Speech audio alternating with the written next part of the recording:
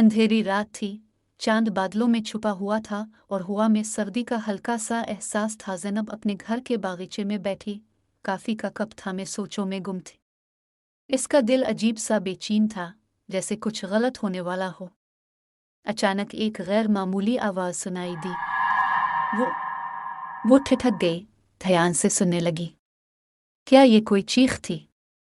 अब फिर इसका वहम। कुछ लम्हे गुजरे तो सब कुछ दोबारा खामोश हो गया। ज़ैनब ने अपने आप को समझाया कि यह शायद हवा का शोर होगा, लेकिन वो दिल की बेचैनी खत्म न हुई। इसी असना में वो घर के अंदर चली गई। कमरे में कदम रखते ही उसे एक कागज का पुर्जा फर्श पर पड़ा नजर आया। हैरानगी से झककर उसने वो उठाया। इस पर लिखा था, तुम्हारा वक्त खत्म हो रहा है। उसके हाथ कांपने लगे। ये क्या था? किसने लिखा था? और क्यों? हजारों सवालात इसके दिमाग में गूंजने लगे। अचानक दरवाजे पर दस्तक हुई। ज़ैनब के दिल की धड़कन तेज हो गई। इसने धीरे से दरवाज़ा खोला तो वहां कोई नहीं था। दरवाजे के नीचे एक और पुर्जा फिसलता हुआ अंदर आया।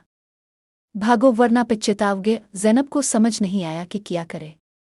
वो खौफ से कांपने लगी थी। कमरे में वापस जाते हुए इसने खिड़की से बाहर झांका। कोई साया दरख्तों के दरमियान हिलता नजर आया। वो जल्दी से खिड़की बंद करने लगी, मगर उसका हाथ साकित हो गया। वो साया अब और वाज़ेह हो चुका था।